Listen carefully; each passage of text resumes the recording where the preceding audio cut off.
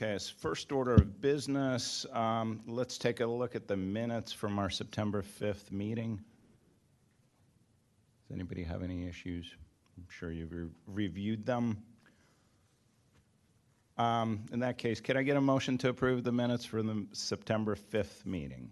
So moved. Second. All right, all in favor? Aye. All right, unanimously approved. Okay, great. Before we get rolling with our agenda, just like to invite any members of the public that want to speak with us about any item that's not on the agenda this evening. So if so, please come up, use the microphone. Seeing none, we're going to move to application 209942 land development. This is the Eastern University Workman Hall. Evening, Nick Cornelia representing Eastern University on this matter. This is, I guess we have, I think we have it pulled up on the computer. I'll start anyway. This is an addition renovation to the existing building on campus, Workman Hall, that you see there. In some areas, it's a one-story addition. In other areas, a two-story addition. The location of it is right on Eagle Road. See if I can, I'll call, go ahead, Rob. There you go. You see it right on Eagle Road. There's Eagle Road up top, King of Prussia Road to the right, and Workman Hall's in the middle of campus, facing Eastern Hall, or facing Eagle Road. Basically what we're doing here is it's an existing building. We're modernizing it for the music and the Templeton Honors Program. It's going to serve existing students on campus. We're not bringing in new students or anything of that nature to serve. It's really just to modernize the two programs which have been housed in this building for a lengthy period of time. We did have a neighbors meeting on June 15th in which were discussed both this plan and the long-range development plan of Eastern, which were a couple projects they had listed. That was on June 15th. We sent notices out to neighbors within 700 feet of the property lines of the university, and the township helped us prepare the addresses for that. We're asking for two waivers on this project. One waiver is a typical waiver of utilities and items within 500 feet. The other one is a request for final plan. We've already received, in that regards, as far as final plan request, we've already received shade tree approval from the township. We have received design review board approval from the township, and also DEP has granted our sewer modules as well. So there's very little left that we need to do.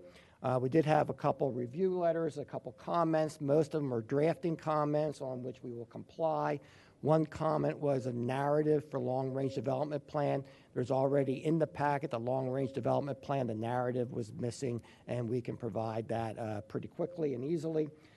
The other thing was a parking, and as mentioned in the review letters, we will continue to work with the township regarding their parking analysis for whether we comply with the parking code or not. The other items in the review letters were erosion and sedimentation control and stormwater issues, which of course will be reviewed by the consultants and would have to be satisfied before any permits are issued for the project. As to the traffic letter from Gilmore, again, they just mainly requested that we provide dimensions and slopes. We have two people here that we can go into greater detail with. One is Trevor Jackson, who's the Vice President of Eastern University, Vice President for Finance and Operations, and the other one is Rob Lambert, who's the project engineer on this matter. So if Trevor, if you want to come up and make a Mr. couple comments. Cornelia, just before we get into all of that, I do have some concerns, and I think these should be addressed now before you dive into your presentation. And of course, you mentioned both of them. One, and there's a third one with respect to parking, but number one, the institutional long-range development plan. And I think the code is very clear on what's required, and I'm not going to read from the code, but that's a big ask. That's not just, in my opinion, a will comply. Could you just comment on that? Yeah, the long-range development plan's already been issued, and the commentary is basically, what are you going to be doing for the long-range development plan? And I believe there were only a couple items that were on that plan. One was a baseball field, which we intend to submit fairly recently. One was the restructuring of the roadway so that there would no longer be any entrance and exit from, I guess that's where the gym is and where the swimming pool used to be. That would be closed off except for emergency access.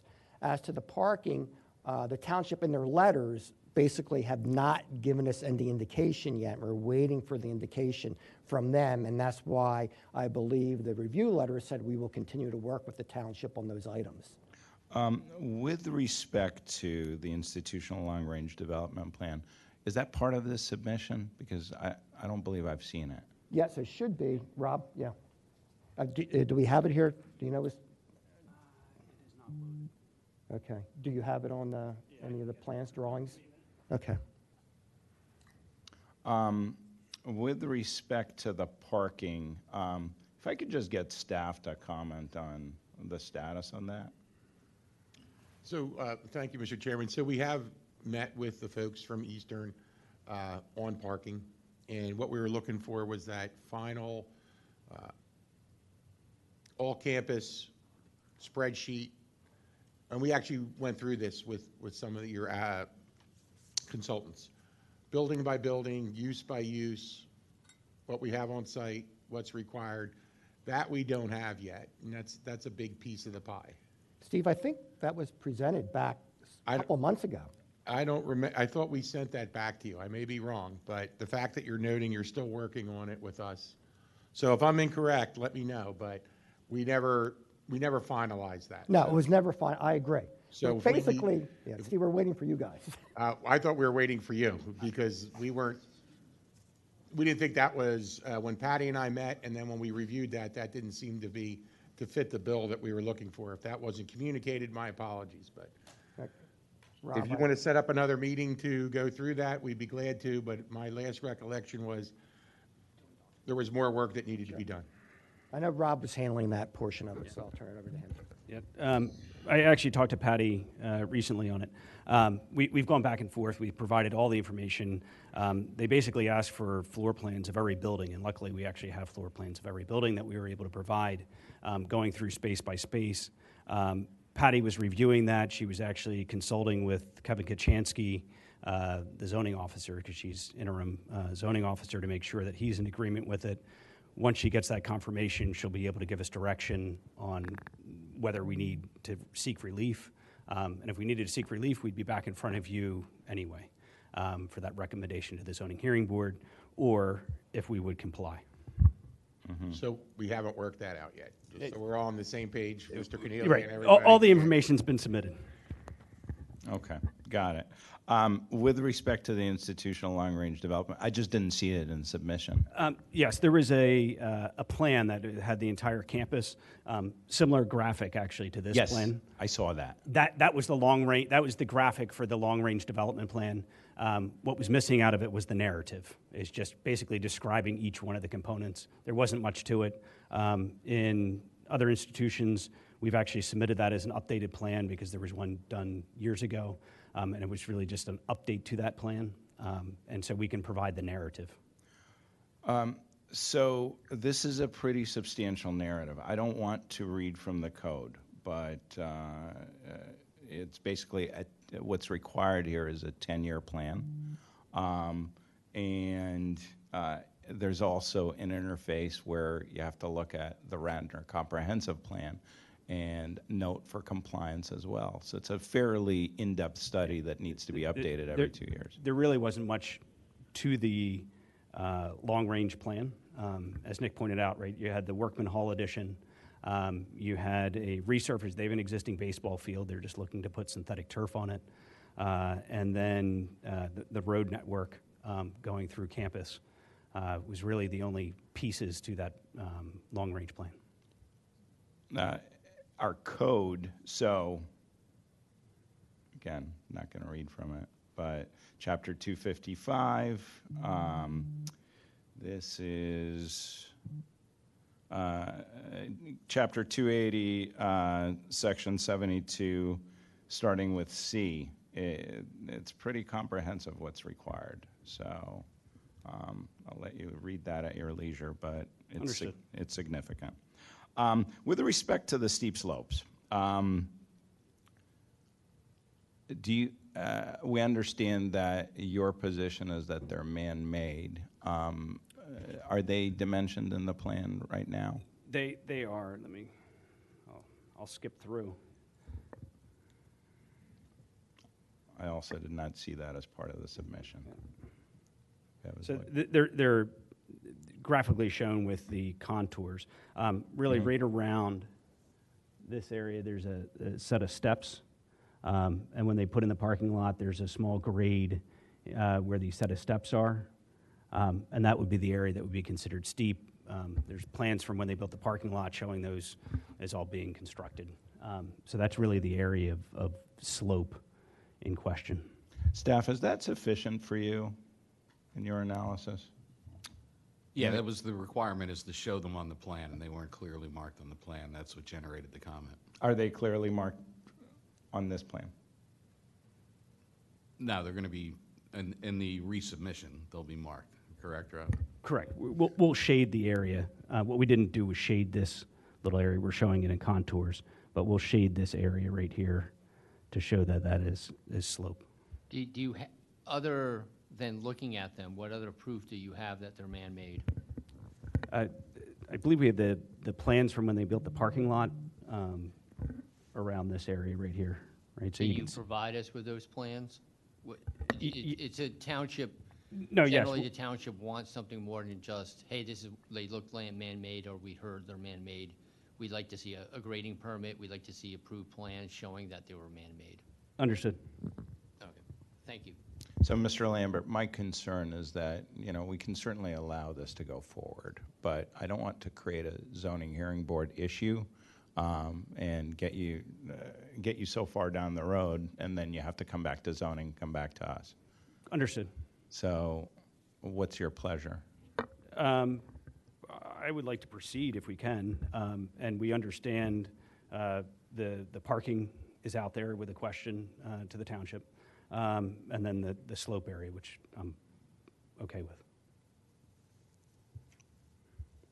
Go ahead. Did you want me to? Yeah. You can I'll let present the rest of Trevor. it. I'll let Trevor give a brief introduction, and then I'll go through the plans.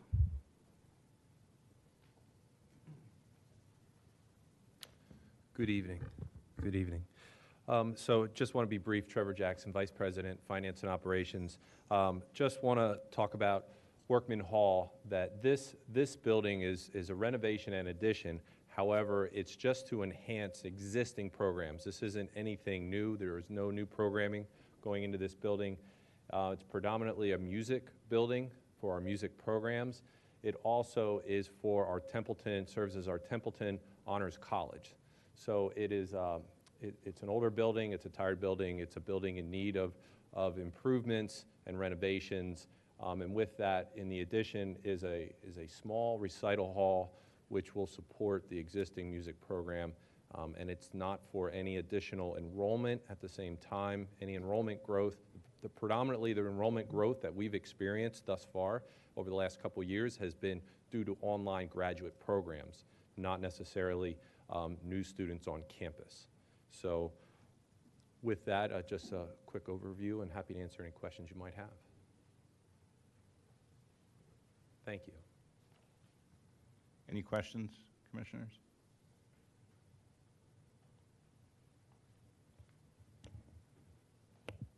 Hello again. You already had a little bit of a preview as I flip past the slides quickly. So you can see Eagle Road is, I'm going to call that north, to the top of the page. King of Prussia Road to the right. You can see the blue area, that is the proposed addition. I'm using that as a reference here. So looking from the north, so if your back is facing Eagle Road, looking at the front of the existing building, this is just really a rendered image of the front of the building.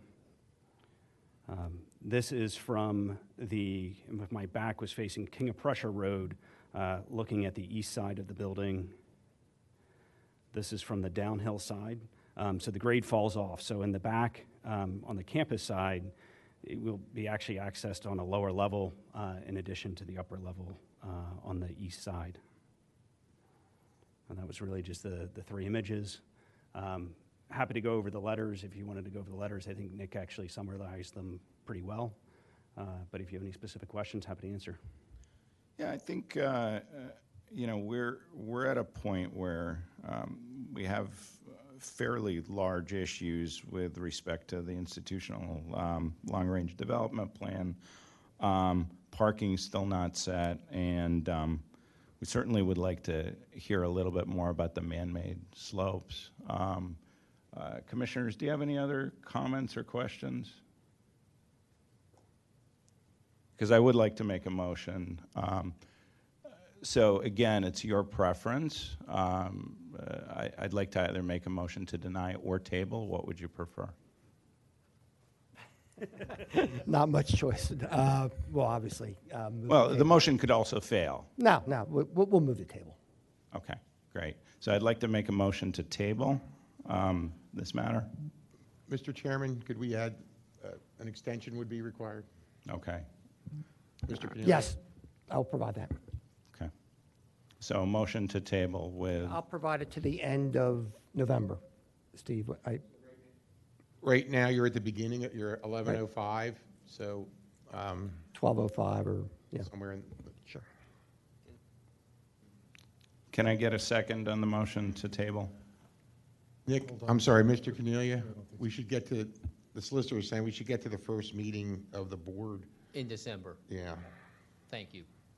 With an extension to the first meeting of the Planning Commission. I think you may mean first meeting of the Board of Commissioners. Oh, Yeah, first meeting at the Board of Commissioners, please. right. Yeah, first meeting of the Board of Commissioners in December. Can I get a second? Chairman, is there anyone from the public here to speak to this, or are we just? Great question. Can we have some public comment, if there is any? Thanks for keeping me honest, Commissioner Kim. All right, can I get a second on my motion? A second. All in favor? Aye. All right, unanimous. See you next time. Thank you. All right. Next item. So the next item we have is 60 West Ave, and this is an application for conditional use. Before we get rolling, I'd like to acknowledge a conflict of one of our commissioners who happens to have a conflict of interest on this project because he serves as the architect. So he's going to step down. I also want to note that with Commissioner Varenhorst stepping down, we no longer have a quorum. You can certainly present. We'd be happy to hear about the project.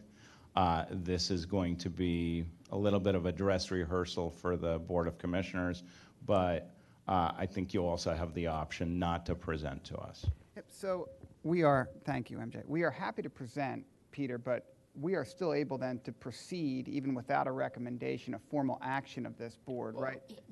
Yeah, the hearing's been advertised, it's going to go forward. Got it.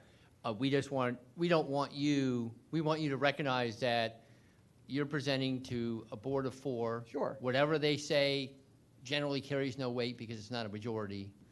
And we That's don't want fine. you later to be like, wait a second. No, that's- For all that. We'd love the board's feedback. We're happy to present. So if y'all hear us, we're happy to present. Sure. Mr. Solicitor, just as a point of clarification, at the end of the presentation, should we vote or should we just say thank you? We'd love to know their feelings on it, Peter, if that works. You're an advisory committee. If you wish to vote, you certainly can. If you don't feel that's appropriate, since you're a minority of your entire board, you certainly say we're not going to take a vote on this. You've gotten our comments. Thank you for coming. Okay, sounds good. So thanks for agreeing to present. I just want to thanks for lead. hearing us. I just want to lead into the audience of 5 that we have this evening on what is conditional use.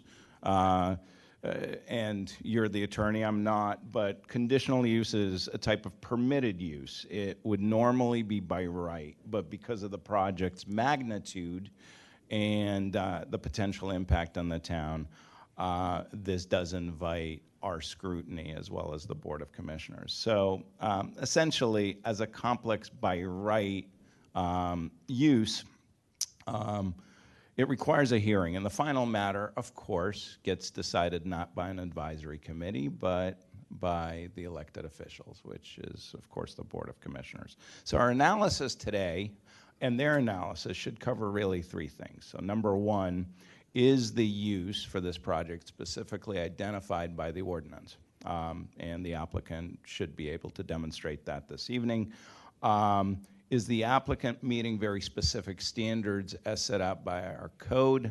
And then finally, and this is the most interesting part for the Planning Commission, whether granting conditional use on this project is in the public interest. So that's what we're listening for.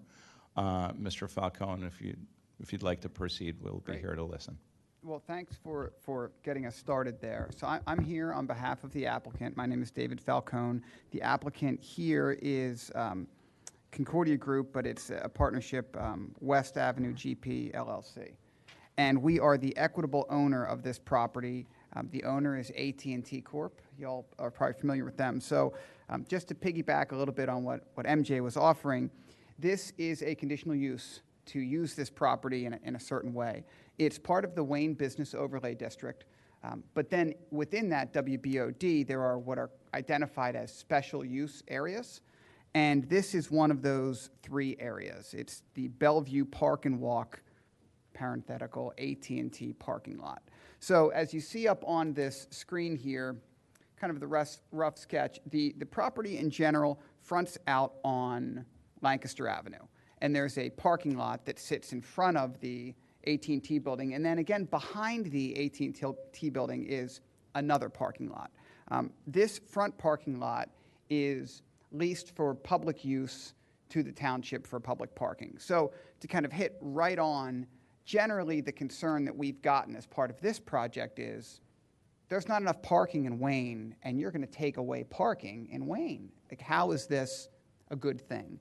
So we're going to address that by taking that back area, which is right now not public parking, and making it public parking. That's what this applicant has committed to do, working with AT&T. So the net to the township here will be more public parking. There's going to be more spaces in the back than there are in the front today.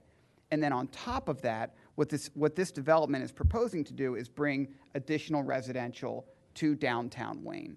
So the project is 52 residential units. There's a mix in size, and then there's 1 retail unit. These are permitted under your code, just to take you kind of directly to that section. So 280-5317A1C identifies this area, and then in the use section, which is C, you have multiple family dwelling units and retail stores. So C1 and 2 are these specific uses. So right out of the chute, these are permitted by this conditional use application in this zoning district.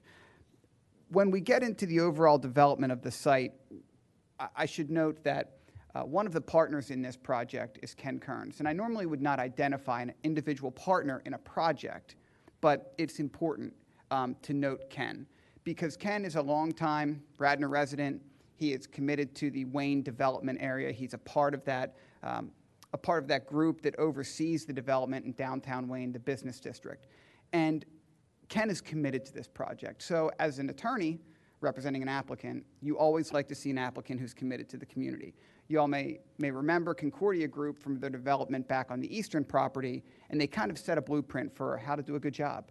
They meet aggressively and often with community members, with the township staff, before they even appear before these committees. And so while all those meetings don't always kind of net positive reactions and an ultimate unanimous support, what you see is an applicant that is committed to trying to bring forward what is best for the community. So having Concordia out in front of this and Kenny a part of it, we feel really good about what we're bringing to Wayne. And what we know, I too am a Radnor resident, so when I see a development that comes forward like this that can bring some more life to a downtown area, that's something that's exciting. And the Board of Commissioners thought that as well when they laid this out as one of the 3 special use areas that could be, a prime target for a residential development. And one of the things they identified when laying out these 3 areas, these special areas, and again, not to read the code, but just to highlight some very specific language, close to public transit, dining and retail opportunities, right? So offering potential for unique urban residential and non-residential projects.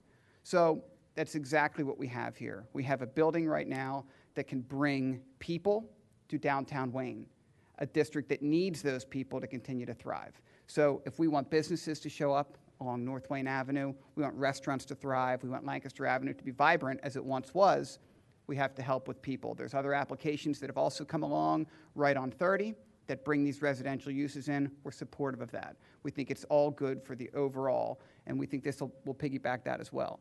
So not to kind of belabor it, I'm going to turn it over to Devin, who will ultimately talk through some of the steps that Concordia Group and this development group has gone through. And then we have our engineering team here, we have architecture, and I can get back up to speak to any more specific legal questions. But you'll hear some discussions tonight about what we've done to this point to kind of engage the community, get their feedback, and then what we're hoping to achieve here.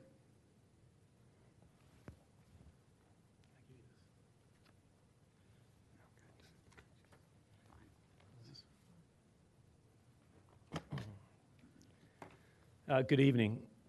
My name is Devin Toohey. I'm a partner in the proposed purchase of the project. I'm here tonight along with my partners, Will Collins, Ken Kearns, and Brennan Kelly. And we also have our architecture team, Varenhorst, our civil engineer, Site Engineering Concepts, and Jonathan Alderson, who can't be here tonight, is our landscape architect. So first, just want to thank you for the opportunity to present the development plan. We understand that I guess we don't have quorum, but that's okay. We're here to elicit feedback, which is part of the process we go through in every project that we work through. So prior to getting into the nuts and bolts of the plan, I thought it would be helpful just to give a little bit of context on how we came under contract and the process that AT&T went through in selling this property. As Dave said, right now, the property that we're proposing to develop, which is the front lot along Bellevue, it's part of one tax lot. The tax lot extends from Lancaster Avenue all the way to the train tracks, and it's comprised of the West Avenue lot, the existing AT&T building, and the Bellevue lot. When AT&T took this originally to market, they were marketing for sale both the West Avenue lot, which is currently used by the AT&T employees, as well as the Bellevue lot. We approached the opportunity a bit differently. As Dave said, our team has real roots in Radnor.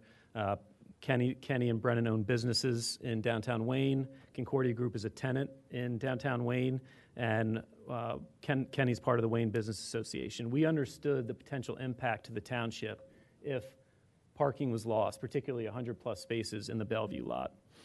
And if any development plan was going to propose losing 100 spaces, let alone any spaces, it was going to have a very difficult time getting approvals. So we went back to AT&T and indicated to them that they need to pull the West Avenue lot from the market. Nothing is going to get approved here.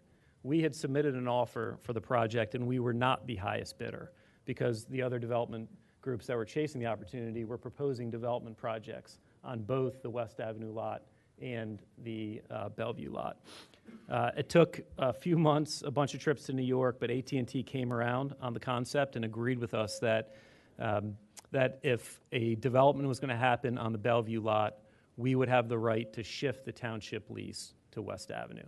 We have that provision in our contract that if our development plan is approved, then the township lease can be shifted to West Ave. We also understood, given our history in Radnor, that even if a development plan is by right or by right through conditional use, we would need to meet with and listen to the ideas of all of the various local stakeholders in Radnor, including residents and our commercial neighbors. This is a very large project in a highly visible location. We understand there will be opinions and concerns about the project. It's our job to listen to those concerns and take them into consideration for the development plan. So to date, we have met with the North Wayne Protective Association, the Wayne Business Association, a group of the adjacent residential neighbors who live on Bellevue, right here. The West Avenue Alliance, which is a group of neighbors that live on the 200 and 300 block of West Avenue. EDA, who's the commercial property owner, which owns the properties to the east of the subject site. The owner of the town center at Wayne, which is directly across Lancaster. It's where White Dog is located. We've met with the GM of Boyd's, and we've met with the owner of the wine and spirit store. So one of the consistent themes that we heard from the local stakeholders is that any development of the property should try and provide a positive impact to the township with as little disruption as possible to the quality of life of the local residents, namely traffic and parking. Other consistent comments we received through our community outreach relate to the architecture and landscaping, and concerns with shifting the municipal parking away from Lancaster to West Avenue. We have attempted to respond to most of these concerns in the development plan we're going to share with you, and continue to work with the local stakeholders, the Planning Commission, and all others in the township as we continue to refine the plan through the land development process and the conditional use. So pull up. So this is the site plan for the property, the landscape site plan for the property. In designing the site, one aspect which was absolutely critical to the site design was maintaining the existing tree canopy along Lancaster Avenue. This tree canopy is important for our design. The trees are in good health and they provide a really nice streetscape. In order to keep these trees, the site was designed with no curb cuts on Lancaster Avenue. All ingress and egress to the site will occur off of Bellevue, including resident guest parking, drop-off and pickups, deliveries, trash storage and collection. It all occurs internal to the site and is accessed via Bellevue. Designing the load and parking and trash internal to the building minimizes the interference with the existing traffic patterns on Lancaster, which we thought was critical. The building design also includes 6 courtyards located throughout, which you can see where my cursor is, which serve several different purposes for the development. The courtyards cut down on the apparent length of the building, and in combination with the existing street trees, softens the building's exterior. The courtyards fronting Lancaster extend public green space into the property and provide residents of the building easy access onto Lancaster Avenue to get to the shopping throughout downtown Wayne. The additional courtyards also provide light, air, and outdoor space for the condominium residents. Here we have a ground floor plan. I'm just going to zoom in a little bit. It's a little hard to see. Okay. So again, entrance to the site is going to occur off Bellevue Avenue. As you enter the site, the retail component, which is approximately 1,300 square feet, is located adjacent to this entrance, and we have 6 dedicated parking spaces for the retail. The drop-off to the building will continue. As you continue into the site, there's a dedicated drop-off area in front of the lobby with additional guest parking spaces and employee spaces. As you move further east in the project, you hit the loading area. All trash and loading is going to occur internal to the site. The interior driveway then wraps around the building and down to our below-grade parking. The below-grade parking is 109 spaces, which will serve the code parking requirements for the residents in the building and have a few guest parking spaces. As Dave mentioned, the building will be comprised of 52 residential units. These units will be split between 1-bedroom and dens, 2 bedrooms, and 3 bedrooms. The 1-bedroom and dens are 1,100 to 1,400 square feet, 2 bedrooms, 1,600 to 2,000, and 3 bedrooms, 2,000 to 3,000 square feet. We think it's critical here to have a diversity of product and price points. which will appeal to a wider demographic of potential purchasers. We believe our target demographic for this project are the move-down empty nesters, although with our price points, we think we'll hit a wider demographic. What is the contemplated price point? Just out of curiosity, per square foot. So per square foot, it shifts based on size, but I think the average price per square foot is in the mid-700s. Okay, So the thank price points are going to be slightly below $1 million, all the way north of $2 million, depending on what happens with the penthouses. Got it. Thank you. Yep. Go to some renderings. So we submitted renderings in our conditional use application, and we also shared these renderings with some of the local stakeholders and the residents. And I pulled this up because as part of our community review process, we heard some comments and criticisms about the architecture. We take those comments seriously. We have now provided, as you see, I'll scroll, we've made some adaptations to the comments. Some of the initial comments and concerns we heard were really about the drastic difference between the light and dark colors in the building. So we went back to Varenhorst, our architect. We actually agreed with a lot of the comments coming from the public, and Varenhorst has since made some significant adaptations to the building. So this rendering right here is a view of the property from Lancaster. You can see the existing Boyd's building just to the north, to the west of the property.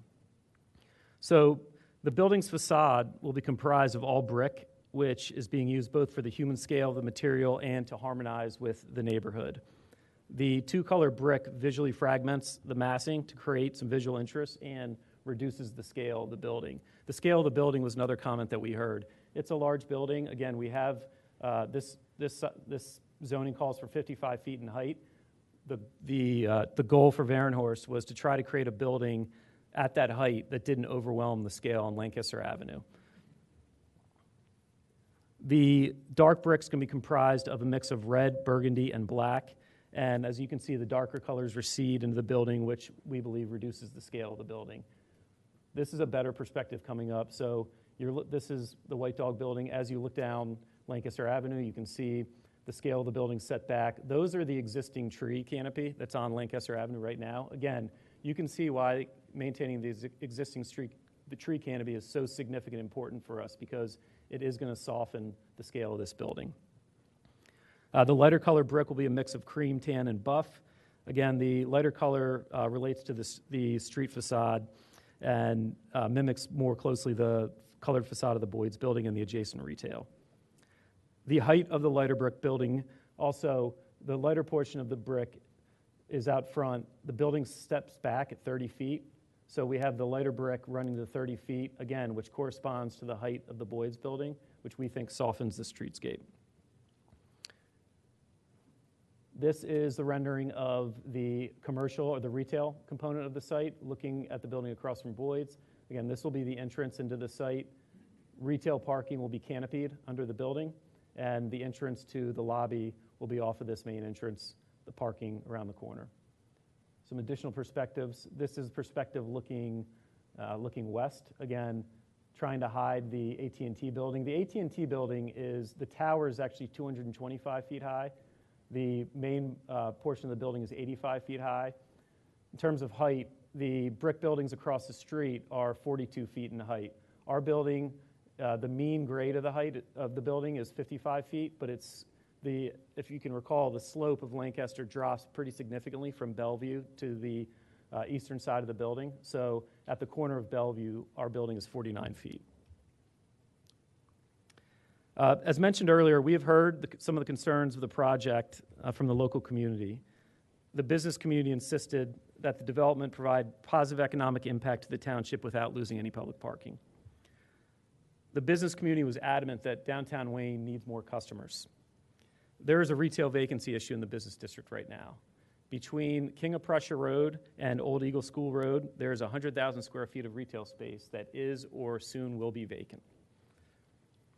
The future residents of this building will have a direct economic impact by not only spending the money at the stores and restaurants, but through contributing a significant amount of tax revenue to the township and state via property and transfer taxes. This project will bring new consumers to the township who don't need a car to access the stores and restaurants. They're going to park their car in the property's garage. They can walk to wherever they need. Regarding concerns of additional traffic, we have completed a traffic study that recommended no off-site improvements due to the proposed development being a less traffic-intensive use than the current use of the site as a parking lot. Regardless, we are looking into potential traffic mitigation measures, particularly on the 200 and 300 blocks of West Avenue. We've met with those residents. There is a concern that there are existing traffic issues. We have reached out to our traffic consultant to do an enhanced traffic study on West Avenue and the effects of shifting the parking to the AT&T lot. We should have those results in the next week. But we hear the West Avenue residents loud and clear. Just a quick question. Have you considered retail for ground floor along Lancaster Avenue? And why wasn't that part of your final plan? Yeah, so we did. And retail, if you look at this, actually is a really good perspective. So the retail that fronts Lancaster, those retailers really want parking at their front door. For us to incorporate parking in the front door, we had to create curb cuts. To create curb cuts, we were cutting down trees. The idea for the parking, for the retail, was where could we put it in the parking that would have front door, or where could we put it in the building that would have front door parking? So the position we put, which is across the street from Boyd's, we thought was the appropriate location for retail. And just to add to another comment, we had brought this up with the Wayne Business Association when we met with them, and we talked about retail, and that's where we got that stat from. They said Wayne doesn't need more retail. We've got 100,000 square feet of vacant space in retail. Wayne needs more bodies to use the retail that we already have. We took that into account, but regardless, I think the larger driver of the decision was trying to maintain that streetscape and the trees. Not to micromanage your plan, but you have ground floor retail on the side. Yes. And it's about 1,300 square feet. Any reason why you put that in there instead of just keeping it all residential? Well, per code, you need retail. You need a mix of uses in the property. Mm-hmm. So we need a commercial retail use on the first floor. Got it. Thank you. Mm-hmm.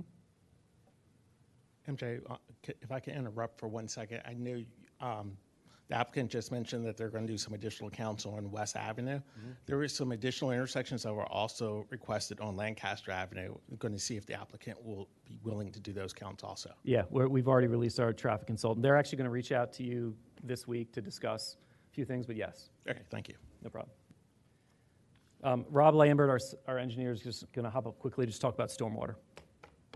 Thank you. So Devin did most of the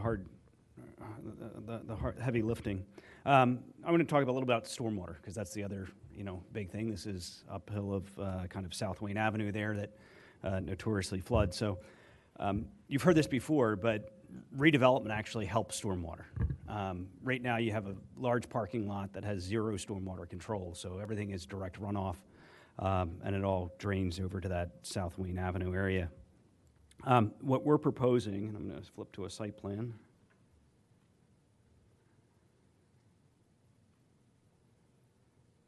is a green roof over the building. Let me see here if I can zoom in.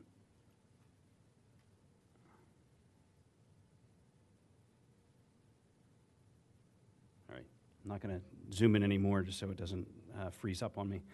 So we're going to propose a substantial green roof over the majority of the building, and then an underground stormwater system is up in the upper right-hand corner that would control rates of runoff.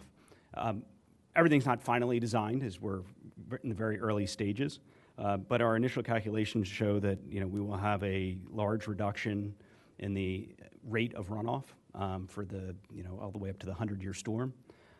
Some of those storms will be, less than half of what they are in the theoretical model. And I say theoretical model because part of the township ordinances is that we have to count a lot of the preceding condition, even though it's impervious, as meadow.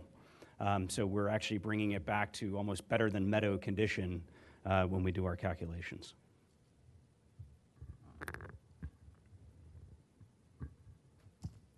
Any questions? Those are the two big pieces of stormwater. No, that's fine. Not from me. And before we turn it over to public comment and questions from the Planning Commission, I wanted to highlight two things kind of as a general closing. We do recognize that this application is preceding a subdivision application, which will ultimately allow for this, what's identified up on the screen as Parcel B, to be developed independent of the other parcels. But this is all kind of going hand in hand through. It did not make any sense for us to proceed with a subdivision application before we knew we could do the use. Just wouldn't work in the overall scheme of acquiring the property. So just to be clear, there will ultimately be a subdivision that accompanies this. And then I think important to a position that MJ laid out in the beginning, one of the things that the Planning Commission has to think about when they make their recommendation or give their comments, and ultimately the Board of Commissioners has to decide is kind of how does this project fit within the scope of this area? And you heard Devin lay that out a lot, but one of the things that ultimately helps define that is how much relief are you seeking in order to move forward with your project. So this project is seeking no zoning relief. It's being kind of developed in accordance with the code, recognizing the conditions of the code, and that was a very strict kind of direction from Devin and his partners that in order to kind of bring this project forward, they wanted it to be compliant. So this applicant will not be seeking any zoning relief to build this project. It'll be essentially a by right development pursuant to the provisions of the code. Before you come off, and maybe you can redirect us a little bit. Yep. I'm a little concerned about our sewage capacity. So there's 52 units. It's a substantial change in use, and yes, it's by right. But could you just talk to us briefly about sewage and what have you done with the township to work through the calculations of that? So Knowing that's an issue, we're actually a bit further ahead in the game when it comes to sewer. We actually have an allocation from RHM for capacity. So that's kind of the really big step in getting the sewer. Now that we have that capacity certification, we're going to be moving forward with the rest of the planning module. So that's really the linchpin in that process. Mr. Lambert, I think what the chair is talking about is our conversation regarding the ability of Radnor Township's lines to convey that 13,000 gallons per day, right? That portion. That portion. So that's the secondary piece. We're actually working with Steve to do a study of the actual sewer lines that are in the ground now, doing an analysis of that to the trunk line. So you feel confident that you won't have to install composting toilets in Yes. in the condos? Okay, great. Thank you. Commissioners?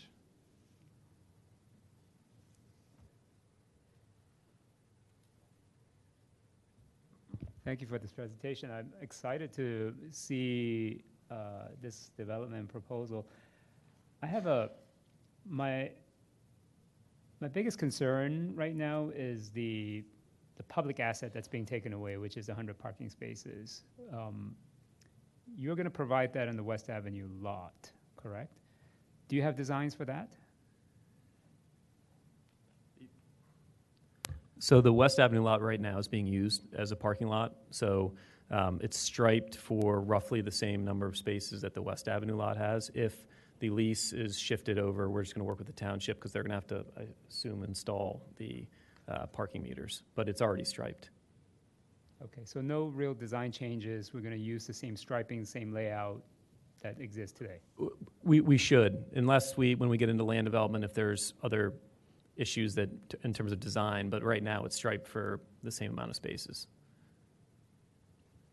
Well, Can I ask a question about that? yeah, go ahead. What about the employee? So if it's striped for the same number of spaces, what about the employees that are using? Yeah, so I'm going to pull up a site plan here.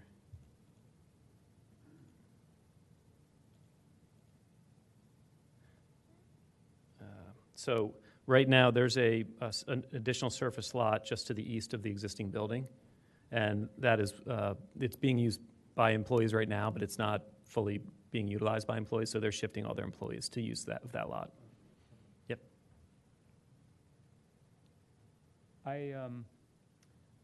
I start with that question because once you move the energy away from this public lot, quote unquote public lot, back into the back end of the site, I anticipate that I think it's important to provide Radnorites or visitors of downtown Wayne, especially if we're considering economic development and economic activity as one of our chief goals here, is to provide them a good experience walking from that parking lot to the businesses. So I wonder if you would consider streetscape improvements. I know not all of Bellevue is your purview because the AT&T building has a stretch, but if you could provide some kind of a pleasant walkway or streetscape experience so that you can draw the crowd towards that corner where you actually have retail. Just so we're on the same page. So this streetscape right here is what you're referencing? Yes. Yeah, so it's a good point, and it's actually a point that some of the Bellevue neighbors who live across the street brought up, and they wanted to see if we could install some additional landscaping along the AT&T building. There are some trees there. We have reached out to AT&T to request at our cost to do additional plantings there. We haven't received any feedback yet because AT&T is a corporate behemoth with 8,000 levels, but we are more than willing to do that to provide enhanced landscaping. And in addition to that, if we can provide a better streetscape or better pedestrian experience along West Avenue where you are going to restripe or re-meter those lots, because I think the energy is going to go towards North Wayne and to the White Dog Cafe area. So, that experience needs to be good. I think my goal is to make sure that folks feel comfortable parking their car once and walking around Wayne, and that's how you create activity. That's how you create economic activity in downtowns, and not have to feel like, oh, that's really scary. I don't want to park there. I really need to just drive around and find the parking right in front of Trek, so that I can shop here in Wayne. Along that line of thinking, and please, Township engineer, correct me if I'm wrong, but is there anything that can be done because I also imagine that your residents, and especially your residents, would want to cross the street to the White Dog Cafe. How would they do that? Would they have to go all the way to North Wayne Avenue, or? I believe the intersection to the west would be a little bit closer. The one, I guess that's the Wawa. Is that the Wawa intersection? Yeah, it's a good point. I mean, I think it's probably a larger, wider discussion with the township on what could be done along Lancaster. But I hear your point. Yeah, I mean, I know it's a county road or state. It's a state road. It's a state road. Correct me if I'm wrong. So it's whatever interventions we do there, it's going to go through years and years of approval and sign off. But I'm concerned that your residents, they see where they want to have lunch or brunch right across the street, and they're going to be tempted to just cross the street. It's a public safety issue. So I'll weigh in on that real quick. Yeah. Just regarding the volume of traffic along Lancaster Avenue, it's going to be preferred to have them cross at a traffic signal for safety purposes. Having them cross at a intersection that's not signalized, it could be, again, a danger or safety issue for the pedestrians. I completely agree, and that's why I started my questioning with streetscape improvements, because I think if we make the experience pleasant, people will do the extra 1,000 feet that they need to walk to cross the street. I think if they look around and go, well, that's unpleasant, and running across the street is just as unpleasant, why don't I just do that? It's a fair point. So I think I'm with Chair Furman in that the retail doesn't seem like it's in the right corner, especially when all that pedestrian retail is on the other side. But I also understand your point that you don't want to eat into the precious few parking spaces that they have. But I would imagine that you're probably looking at more of like a doctor's office or some medical, that kind of retail. We've contemplated a fitness studio, like a yoga studio. We've contemplated a co-working type space. We know we have a fair amount of time to get through the land development process, and it's a small component, so Right. we have not identified a use yet. Okay. That's it for me. Just a couple questions on the parking line. Do you know, like, essentially who is utilizing that lot? Like currently, like, which businesses are getting like their traffic from that lot? Yeah, so we've done a couple things. One, we've done a parking study. We also have been monitoring for the last 5 weeks all the parking 24 hours a day on the site.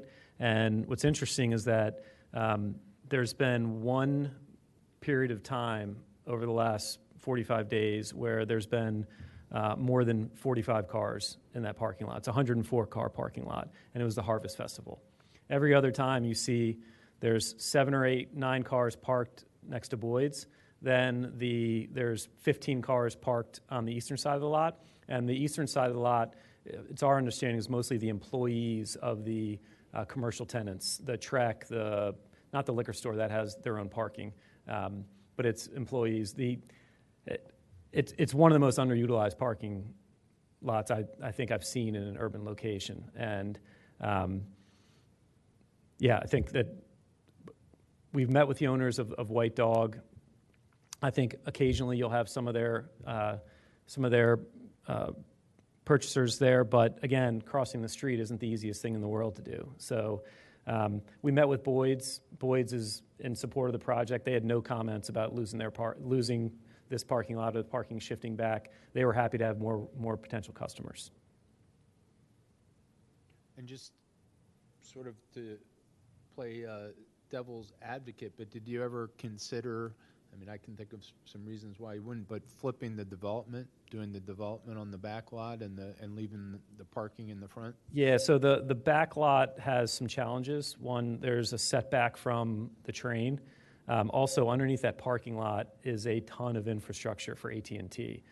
Right to this area, there's an existing generator station for AT&T, and they run their utilities under the lot and then across the street to the AT&T building. So any development, we're not even sure how you develop it. With that combined with the setbacks from the train. Sure, no, that makes sense. Mm-hmm. I'd imagine that also precludes any structured parking back there. Yeah, we have not anticipated structured parking. I know through Ken that the township has looked at some different areas to incorporate structured parking. It's not that the depth of the site isn't ideal for a structured parking because the ramps and structured parking take up so much area. So we haven't contemplated that, and I don't believe the township has either. Got it. What goes on inside that AT&T building? That's a good question. So we've been inside, and it serves a couple purposes. One, the 5th floor is the only floor where there's actually office space. So they have some technicians up there.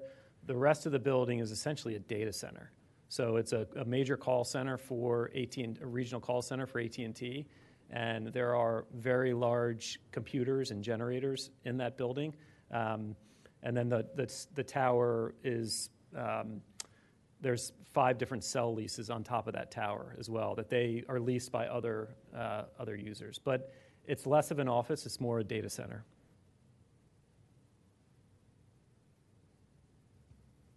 Any other commissioner comments? Do you see that use going on 10, 20 years? I don't, but there's a couple things, because we actually, in our agreement of sale, we structured a right of first offer to purchase the building if they decide to sell it. The cell leases on top of the building run, I think, 5 years, I think is the longest one. There's so much infrastructure in that building that if they decide to move, I can't even fathom how they would get that infrastructure out. So I think it would be a longer process. I think in 10 years, that building's probably not there, but it's there for the next 5 years. And what was I know it's the mix of the units, but what was the total occupancy contemplated by the mix that you have?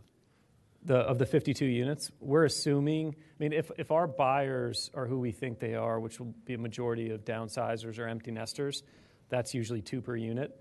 So 52 units, somewhere between 110 and 120 people is where we think it's going to shake out. But you do have some 3 bedrooms there. We have 23 bed. We have a lot of 3 bedrooms. But what we see with the empty nesters is they want a place for their kids to stay, or for friends to stay, or grandkids to stay. So, yeah, we initially, when we were designing the building, it was all 2s and 3s, but we backed off and we thought 1s and dens would be appealing as well. Okay. Typically, these types of development not going to impact the school district in any significant way. I don't see that happening. I really don't. I think that that's not the buyer. Typically, a condominium buyer is not a buyer with kids. Yep. We may have a few, but we haven't seen that in the past. I think your calculation showed 6 children. 6 in the fiscal impact study? Yes. Yeah, we had a fiscal impact study done for the project, and yeah, so we don't do that study. It's a third-party company, and they take the demographics, the price point, the design of the building, and interpret how many school-age children they believe will be produced. So I guess the Fruman household with 4 kids is not your demographic. It is not our demographic. I no. got it. Yeah. Anybody else? Let's hear from the staff. Mr. Norsini, do you have any additional comments? I do not, sir. We talked about the sanitary sewer and the other items. The additional intersections I requested, we're going to reach out, we'll talk about. So that would do it for me, Mr. Chairman. How about Mr. Phillips? I don't have anything additional. Yeah, there is some minor comment regarding dimensioning of the parking. I don't think we need to address that tonight. Mr. Drummond? Same as Steve, we talked about the additional study intersections, and they'll be reaching out to us.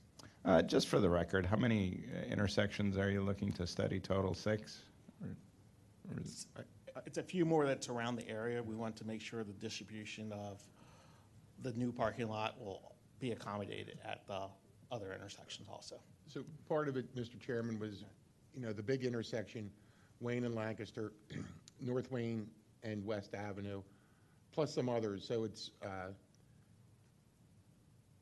partly to make sure that everything can be accommodated, but it's also to make sure staff and the public, any questions they have, because those are the first questions that would be asked, right? What's going to happen at an already busy intersection? So anecdotally, we need to study that. But also from an engineering standpoint, we need to study that. Got it. So this is a fantastic project that's going to do its part, a substantial part, to revitalize Wayne. And unlike the traditional 3/1 development that we would look at, it really has the potential to bring new life into that section of our business district. I do want to defer to Commissioner Kim's comments regarding more inviting streetscapes, both on the site itself, better interconnectedness to retail, as well as I do believe that we can do better in the new parking lot that is being provided as a shift from Lancaster Ave to behind Parcel A. I think we can do better with lighting, striping, walkways, landscaping, to really invite people to come in, park, stay, and sort of have a guided walkway to the shopping experience. I think Wayne can do better there. I would like to hear from the public before we take an informal vote. If there's anybody that'd like to speak to the project, please come up.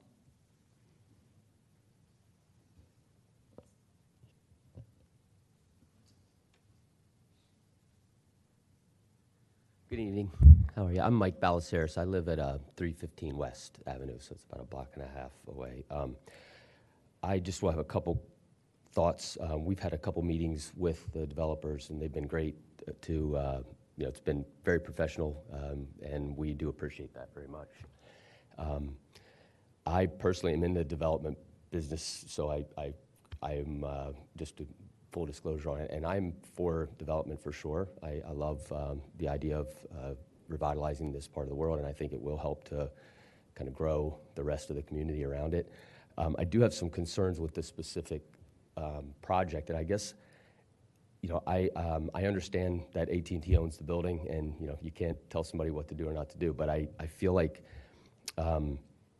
there's a size and scale to what has been left for these developers who have done a good job trying to work within that size and scale, but it's a 7-acre site with a big giant building in it that AT&T is going to probably get rid of in 5 to 7 to 10 years, and these guys are forced into working on a couple-acre site of the 7-acre site. And I guess get word as a resident of Wayne to be a little short-sighted on putting, you know, 10 pounds of bricks in a 5-pound bag, so to speak, with the small portion of the site that they're left with, and with the idea that it'd be great to look at this as a 10 to 15-year project, as well as the developers need to make their money within the first couple of years. So I wonder if there was a compromise where we could figure out how to get or have a discussion with AT&T on a township level to see if they are indeed going to look to do something down the road, if we can incorporate some of the changes that these folks want to do with a longer-term plan than just doing this 52 development, because I think it could support larger, more development on the 7 acres, but these folks are limited a little bit on having to just work within the tail of this project rather than the whole piece. That's as a resident, I feel like that, you know, we pass it 20 times a day, back and forth, and everybody would love to have that AT&T building go away. And I know it's not anybody here's ability to make it happen. However, I do think that our community is sophisticated enough that we should be able to have a real discussion with AT&T, maybe at the, you know, the level of that you guys can get to, rather than a developer trying to get into. So I just would love to maybe explore the whole piece rather than just the small portion of it, is my thought. I just think the size and scale of it is a little still out of whack for what the community would look like. The units doesn't bother me. It's just the look of it and how it would work with the rest. Sure, thank you. Thank you, appreciate it. And I think that's why I was so emphatic about where we can get it. Clearly, we can't with AT&T about an institutional long-term development plan, which for this particular parcel, the AT&T building, we cannot obtain. But in cases where we can, we'd like to have it. Any other public comment? Ron McGilvery. I live at 120 South Bellevue Avenue, so I'm on an adjacent property. I commend the developers that turning a parking lot into homes is commendable, but I feel the scale is not proportional to Wayne and to Bellevue Avenue. They talked a lot about the setback from Lancaster Avenue, but it didn't talk much about the setback from Bellevue Avenue. And also, there's a concern about the driveway completely relying on Bellevue. Everything enters through Bellevue, goes completely around the building, and then goes under the building, basically at Lancaster Avenue. So we feel that should be an entrance, at least an entrance there. So we feel that with trucks, delivery trucks and everything, it's too much burden on Bellevue Avenue. Got it, thank you. Anyone else? Okay. Chair Furman? Yes. I wanted to just respond to the first gentleman's comment, and if the developers would be open, because the township is conducting a comprehensive plan for the entire township. At some point, that team of consultants will want to talk about the future of downtown Wayne and future of development and centralized parking. I think what that gentleman was referring to is a sort of a public master plan for the 7-acre site that will also benefit you as the purchaser, but also provide some public good to the township. Would you be open to participating in the comp plan process and coming to meetings or coming to a meeting to participate in the visioning sessions?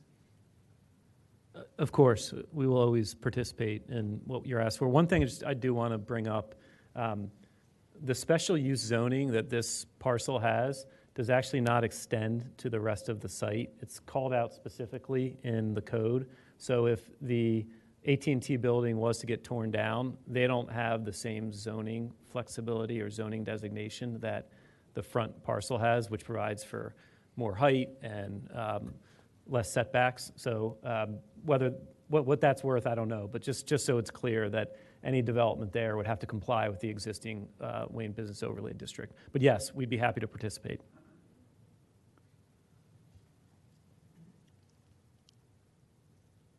Anything else? Any more comment from the public? I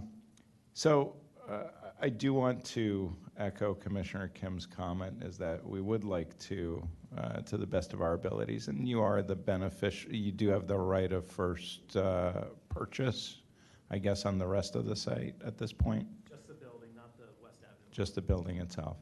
And I think how we see these buildings is that you mentioned that the height of this building is over 200 feet.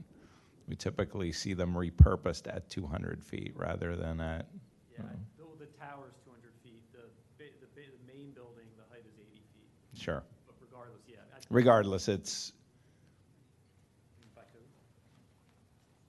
Sure, so, I mean, you're absolutely right. I mean, if somebody came in and they wanted to reuse that, they'd find a way to keep it at 80 feet, just to, because it's there. It's a pre-existing non-conforming condition, so. Right. Most people wouldn't scrape that. They'd try and work with those bones. Yeah. Just, you know. And this isn't You're right. your challenge, right? But to the extent that that we could perhaps use you to bring AT&T into the fold as part of our comprehensive master plan for the town, we would certainly love to get their cooperation. That being said, I think it's an appropriate time for us to take a vote. We realize that we don't have quorum on this particular item, but we would like to send a message to the BOC. I know you have a meeting with them on October 18th, and I think it would be beneficial for them to hear from us in whatever capacity that we can. So I'd like to make a motion, and it's hard to convey as much enthusiasm as I have for this project, but it's an enthusiastic endorsement of it. So I'd like to make a motion to recommend approval to the Board of Commissioners for the 60 West project. May I get a second? All in favor? Aye. All right. Just one point before we move on. One, for the applicant, obviously, it's a minority of the Planning Commission. Take it for what you will. The Board of Commissioners can do whatever they want with it. Secondly, for the members of the audience, this is only the first step of this process. There, as was mentioned, there is a hearing in front of the Board of Commissioners on Wednesday, October 18th. That will be a much more formal matter where the applicant will put on witnesses, there will be a stenographer, there will be questions, and it will be the Board of Commissioners who will have the final say over this particular aspect of it. So if you're still interested, we please invite you to the 18th to participate in that hearing also. Thank you. Just before we move on, I just want to clarify the vote. So Commissioner Brubaker, you did not vote aye, correct? Correct. Okay. So nay? Nay. Okay.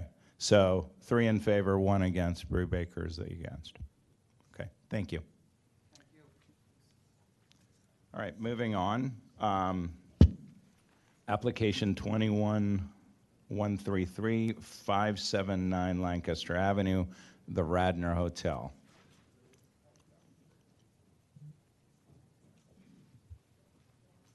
Thank you.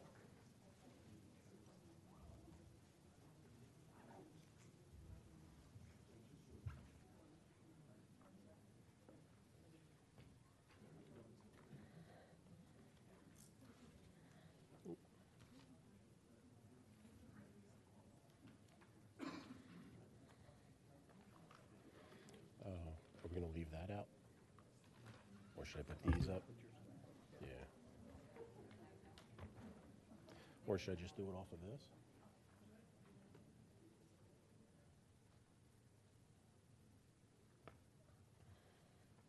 If I just pull that up, will it pop up?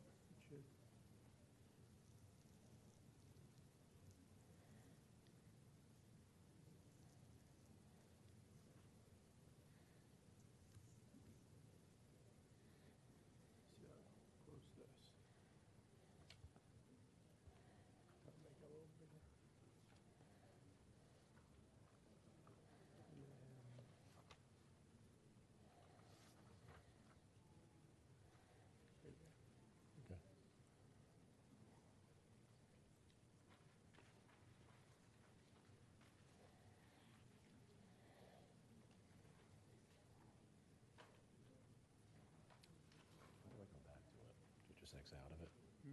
So just X out of this to go back to your screen? Yeah. Okay.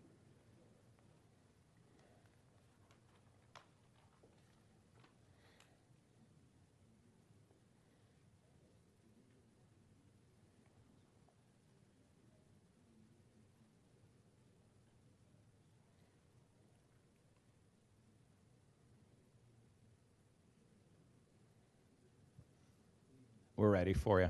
Sorry about that. No problem. Good evening. On the screen is a quick aerial. I'm sorry, could you introduce yourself? Oh, I'm sorry. My name's Joe Birch. I work for SW Bages Limited, and we're the management company for the Radnor Hotel property. On your screen is an aerial of the Radnor Hotel outlined in red. The main hotel wing along Lancaster was built in 1959.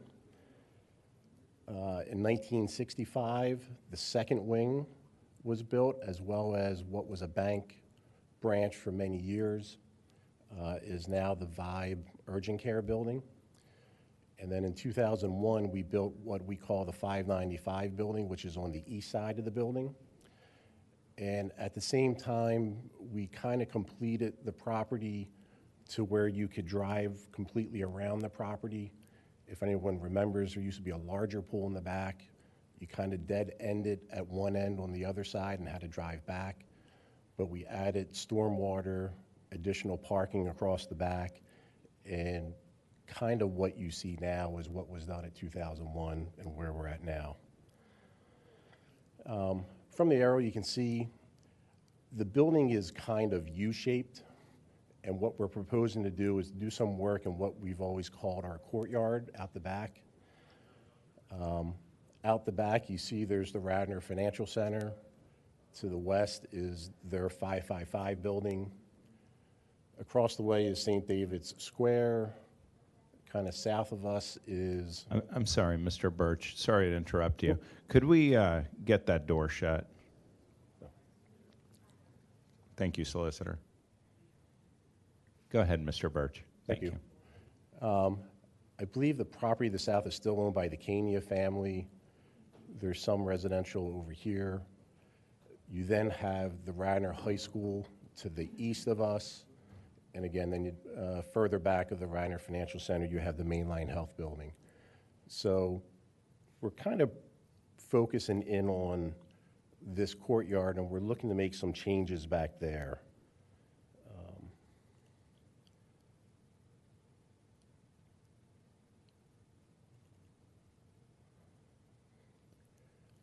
For the elevations, this is the elevation from Lancaster Avenue. On this side of the building, it's 3 stories. The proposal is in the back in that courtyard. What we're proposing back there, you will not see from Lancaster Avenue.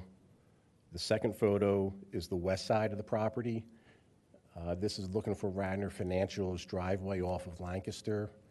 And you can kind of see this is where there's 4 stories of hotel rooms on this side. The third picture is the rear of the property. And at this point, you're looking at the area where we're proposing to put the conservatory and an outside tent area and some outside function area. To give you a sense, on the right-hand side is the 4th story, where I'm pointing at, of the hotel. That part of the building is approximately 32 feet high. The highest point of the tent, where it has a flag on it, is only 25 feet.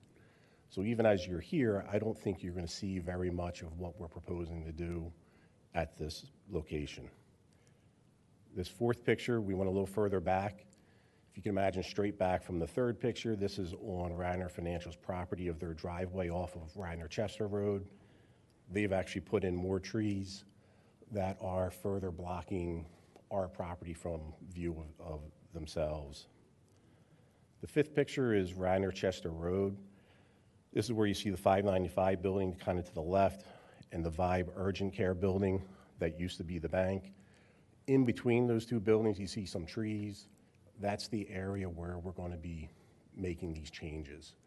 Again, there's quite an amount of trees, and then we took a picture looking as you enter our property off of the Radnor Chester Road. entrance for Radnor Financial. You turn off of their driveway to enter our building. You can see their, what used to be what is the 555 building in the background. You can just make out the edge of our hotel building. And again, there's many trees there. We did this purposely when we did this back in 2001 to try and make this as secluded, kind of intimate for what is going on back there.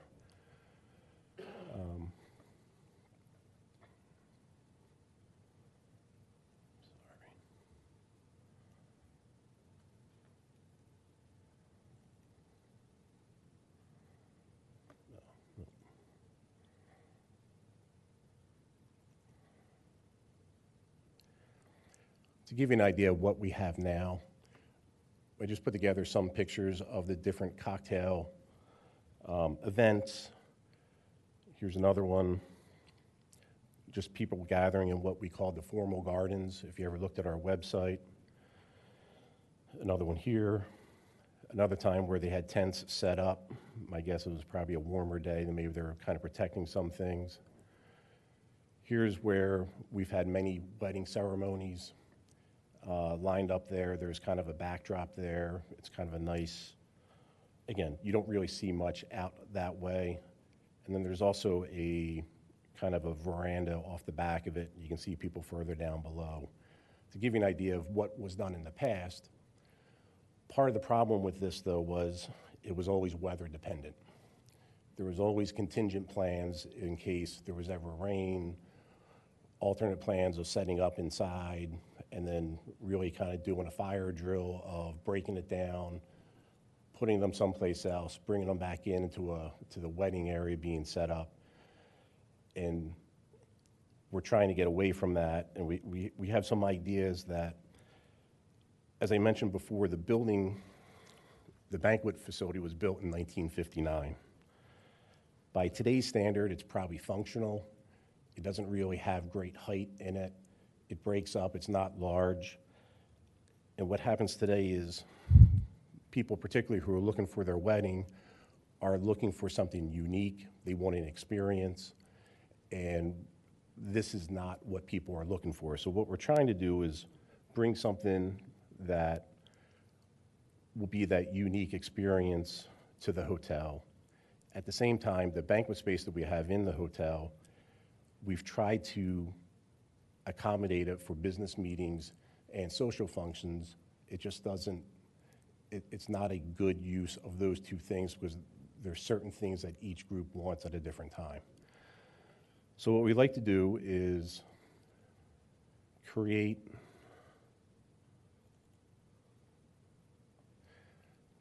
a conservatory outside.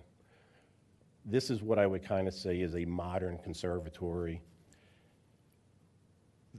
That's what's proposed on the plan. Dennis will go into more of the details of it, but I want to show you a rendering of it. The nice thing with this, there's a lot of flexibility with this building.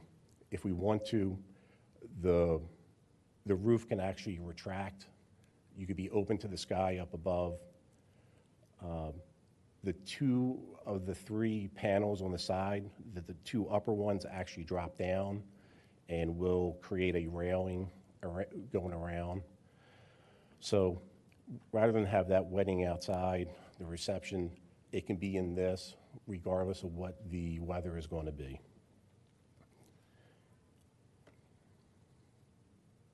And it kind of creates a unique experience. The other thing that's going to be on the property, we're proposing a tent towards the back. This is not your white vinyl tent that I think we've all become familiar coming out of COVID and we still see everywhere. It's actually made of a sail material. It's manufactured in New England.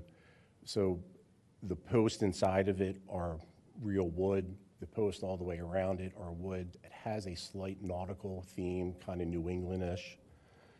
And the thought is this will be a nicer, rich look than just your standard vinyl tent that you have no light underneath and kind of creates the sense of being under a lack of a better term, like a trash bag where you can't see through it. when I mentioned earlier that the height of this tent at the base of that center flag, that is the 25-foot height. The two to either side are about 22 feet, and you kind of see it slopes down from around that pretty quickly.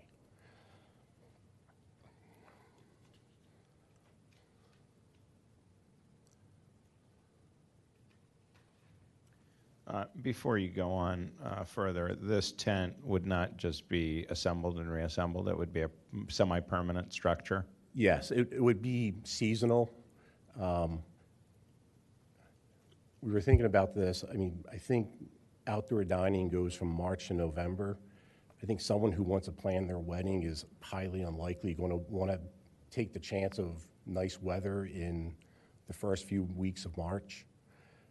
But yes, it would come down every season once it was determined. I would think October would probably be the latest, but again, that depends on what people want to do. So the notion on this structure is that it would be used at the same time as our outdoor dining ordinance would be in effect, correct?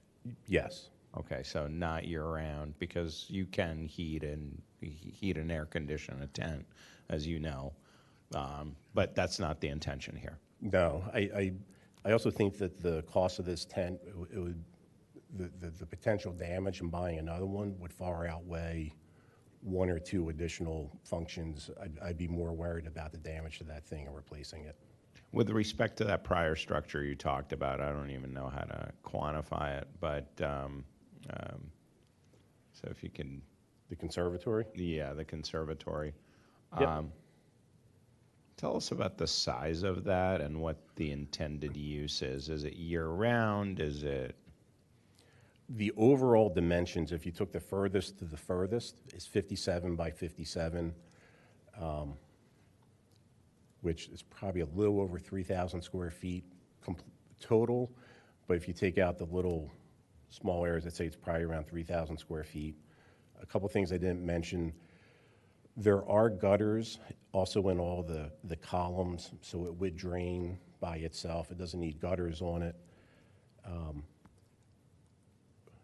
We're playing with the idea of whether or not we would either add fans or if there is a way to actually condition it. The last thing you want to do is put a HVAC unit on the roof of this, come in from the side of it. There might be a way to come from under the ground. But I would say the same thing as the outdoor dining. This is really follow that format because I don't think you could really condition this with all this glass in the deep winter months. So assuming you're granted approval and you go towards development of these two items, what's the capacity of the conservatory? How many folks would you be able to hold by fire code? Rough estimate. Probably 160. In the conservatory? Yes. Okay, and 3,000 square feet. Okay, got it. And the tent? About the same thing, 160. Okay. The tent, on their website, for the tables and all that, the tent itself is 46 by 84, and that would house 160 people. Okay, got it. So potentially, if both are used at the same time, 320 folks.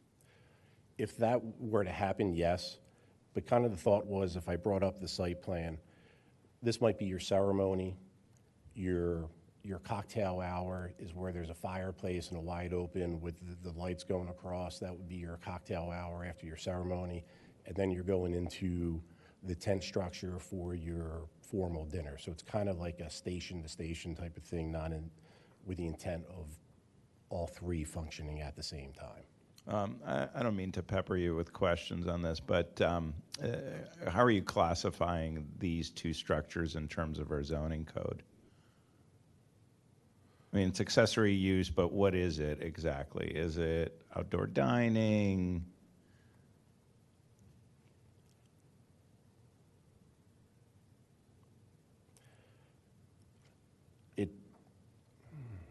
I'd probably say it's closer to outdoor, but it's really functional space. You could have meetings in here.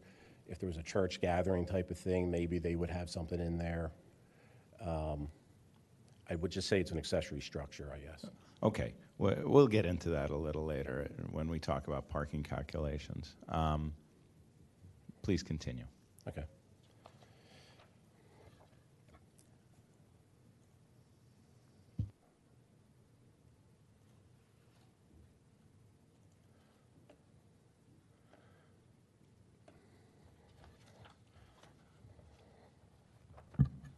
I'm going to try and zoom in on this.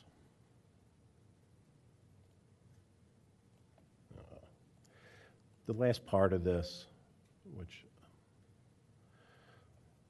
okay, you can see that. This is the conservatory structure here. That is the tent. And then to the side is what we would call kind of the cocktail hour. That's the bar structure. That's one of the three structures we're adding. This would have like lights over it with a fireplace. So as your ceremony may have ended, this is where you're going for your hour and then proceeding into the tent area. That was the idea. So the three of them together kind of make something unique. There's always different gatherings, bar mitzvahs, weddings. It's kind of something that would be a series of events to kind of go to and be that unique outside that you see it, the terrain, and things like that that we can't provide with the way that the hotel is set up right now. So that kind of gives you an idea of the building structures. I don't know if you have any questions on that, or if you want to talk to Dennis about the statistics on the plan, I guess. Mr. Birch, could you state your title, job title for the record? Sure, CFO. Okay. Are you familiar with your capacity to hold outdoor events today without those structures? Yes, it depends on what it is. The wedding in that picture, for example, was roughly 200 people. Okay. If it was just people standing up and having cocktails, you're probably closer to 250. Okay. So max capacity today would be maybe 250? Likely, yes. Okay, got it. Perfect, thank you. Chair Furman, I have a follow-up question to that. In those events, when you have up to 250 people there, I would imagine that not all 250 people are patrons of the hotel, correct? If they're outside, they're probably all, oh, yes, correct. Not everyone is staying at the hotel. Right, so where do you have enough parking? Or do you have some, like a shared use agreement with your neighbors? We do not. When I talked about in 2001, when we completed the property going around, one of the variances we got were to put the parking spaces to 9 feet wide. We were able to stripe everything that way.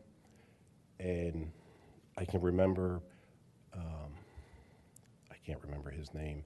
We actually ended up getting more parking than we needed at that point in time. Okay. We have an excess of parking now on the site, kind of for that particular reason. I would say back then we probably needed it more, but now what you see with a lot of functions, not as many people stay at the hotel with functions, and it seems like everyone Ubers home. I think sometimes they'd rather be at home than sleeping in a hotel if you're close enough and not have to drive. Commissioner Kim, they do have extensive parking calculations. I do plan to walk them through that. Okay. But thank you. The one more question I have is just like life safety issues. So the conservatory leaves a little to the imagination. It's hard for me to imagine that space. It just looks like a fish tank. So I'm just concerned about, is this like, do we need to worry about snow load or, that structure just being sound with 150 people inside? Are you wiring it? How are you going to deal with the stormwater? I know it's being drained down pipes, but if it starts to rain, you catch my drift. In 2001, when we did the main renovation to this, the way it looks now, yeah. we added stormwater at that point in time. And what our proposal is now is we're not increasing the impervious surface at all. So there's actually a slight drop in impervious. So we haven't had any problems, kind of knock on wood, at this site at this point in time. I'd like to think that we're not increasing anything, and we've been fortunate that everything has worked the way it was designed in 2001. As far as snow load on that building, I'm not sure it would be used at that point in time in the middle of the winter time, but it's certain we can. I know there's 2 steel columns. There is 2 columns in the center of it. I would imagine they would design for any load like that, but it's something we can certainly look into. Any other questions for Mr. Birch? One question was regarding the conservatory, that would be essentially a permanent structure, correct? Year-round? Yes. Permanent, whether or not it was used only 8 or 9 months, but it'll be Correct. there. All right. Yes, it wouldn't come down, no. I do have a follow-up question on the conservatory. Perhaps this is a Mr. O'Neill question, maybe not. In terms of gutters, where would the water go? Where you see I don't know exactly how it works, and I haven't been up close to it. You can imagine there's a corrugated that goes to the side, as you see it there. There's a gutter inside that leads to the corner and drops down, and we'll have to connect up with the stormwater management for that area. Have you done any studies with respect to the stormwater management to see if it would accommodate a structure like this? Are you sized correctly for it? Well, right now, the impervious area of this courtyard, we're not increasing it. We haven't had any stormwater problems in that area, so we're not increasing what that area is already taking. If I may jump in, so Roger and Ganna Fleming do have a stormwater comment in here, in their review letter, requesting calculations. So since 2001, our stormwater management ordinance has changed twice. It's gotten more restrictive, especially last year. And the way it's looked at, if you were to demolish or remove existing impervious and put new back, it is all considered new impervious. So your engineer is going to have to do calcs based on whatever the 3,000 square feet of new impervious. Roger does call out some of the requirements. So I just want to make sure you understand it's not that simple a flip that you did something in 2001 and we're just putting it back, because once you scrape the site, you remove whatever impervious is there, you are now back at ground zero and are doing stormwater management for all new proposed impervious. Okay. I wonder if we'll even get that far, but let's walk, if we could, maybe we can walk down the parking calculations that you have up on the board. Sure. One thing that stood out, your calculations are based on 80%. Could you clarify why you used 80%? With retail and office buildings, when you go through the land development process, you take 80% of the gross floor area. I don't believe that's what our code specifies. Yeah, that's a requirement of the code. 80%? Okay, got it. Because our code, the way I read the code is that there was, you had to have parking at 100%.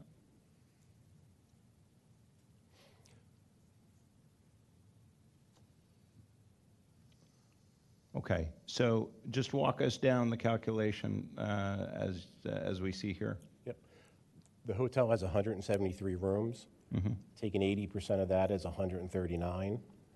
At one per room is 139 parking spaces. Mm-hmm. The Glen Morgan has 135 seats. At 1 per 3 seats, that's 45. I'm sorry, I skipped the employees at 15. That's 5 additional parking spaces.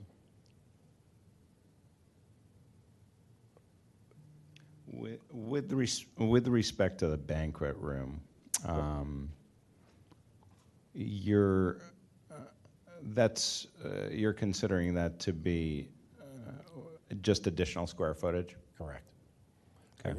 I reviewed this with Patty when we first kind of contemplated this process. And the problem with trying to calculate for this property is, okay, who's coming to the property, who's staying on the property, who's leaving the property? You know, some of the guests are staying in the hotel rooms. So we use the other 1 per 300 for this calculation. Mr. Phillips, do you concur with that? I was looking up that code section. I'm sorry, I missed that. Okay. I think it's fair for you to just look at the code, and we'll walk down the rest of the calculation here. So you have the different rooms. We have different names in the garden room, the banquet rooms, the Eithon room, which is on another part, the outside event function area where we saw outside. All those taken at 80% of the 1 per 300. Now, the reason why I blocked the garden room and the outside event function, those are elements that are changing on the property, right? Just kind of call that out for everyone's sake. Then we have what we call the 595 building. You have the retail space on the ground floor, the office space, and what used to be the bank is now Vibe. I think when I started this, they weren't a full-time tenant. It was part-time for COVID. So all that together comes up with requiring 359 parking spaces. We have on site 383. That's where I was saying that we put in more. We are kind of on an island of where we're located at. There's no streets adjacent to us other than Lancaster and Radnor Chester Road, and then the last place we want them parking is there. So we end up with 24 additional parking spaces that aren't required in the existing as-is state. Sure. So the question here, and I think this is the question for our consultants, is what do we consider these structures to be? Is it just additional square footage, or is it restaurant use? I would say it would be additional square footage, just like it was an increase to the size of the structure, unless it was a specific use that would be like a standalone restaurant. But I don't think that's the case here. Okay, got it. Okay, thank you. All right. As far as the impervious calculations are concerned, if we could walk through those as well.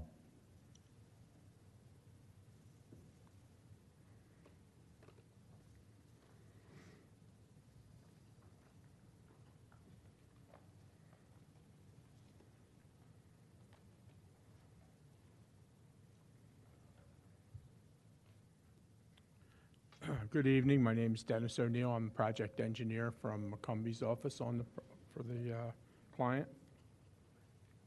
So the existing site contains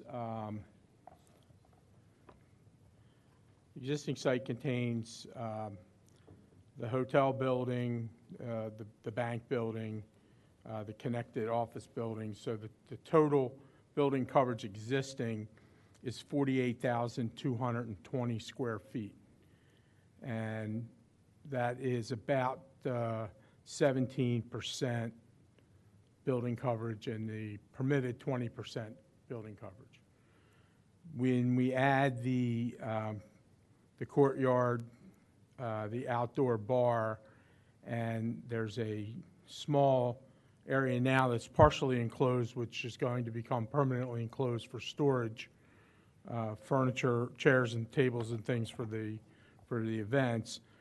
We're increasing the total building area to 51,665, which is 18.1% of the site. The balance of the impervious areas on the site bring us to total impervious coverage of 84.6%. And because of the removal of a bit of impervious coverages, it's anticipated that we're not going to change the total impervious coverage on the site. Mr. Norsini, do you agree with how this is calculated? So I guess there's two issues. From a zoning standpoint, you can replace impervious, right, or reduce impervious. But our 2022 stormwater management ordinance, one of the things it was designed to do was to encourage the creation of pervious areas, right, or grass. And it's clearly noted in there that when you replacing impervious with impervious doesn't give you a pass on stormwater management, right? That new, like I noted before, the new impervious will have to be follow the 2022 stormwater management ordinance. So that's where I come from on this. From the zoning, you're allowed to mix and match. From stormwater, you are not. So you're not getting credit for the impervious, whatever that courtyard is. If that's 3,000 square feet, if that's removed, and 3,000 square feet between the atrium and the tent area, stormwater management has to be done. Now, there's some intricacies with all that. They're not up all the time. The tent isn't there all the time. I don't know what the base of that is. Same thing with the conservancy. Don't know how, I'm assuming this is all hard flooring. So again, we go, or, some kind of pavers or whatever. So we go back to that.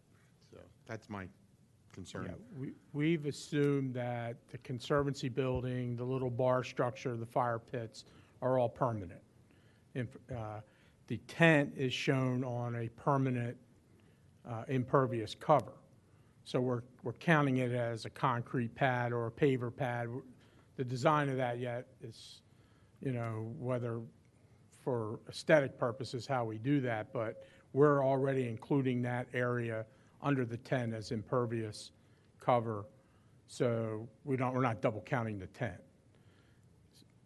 And we saw Mr. Phillips' letter. We're aware of the difference between the stormwater management and the zoning, and we need to get back and get some stormwater management calculations done. We do have areas here to be able to capture some stormwater.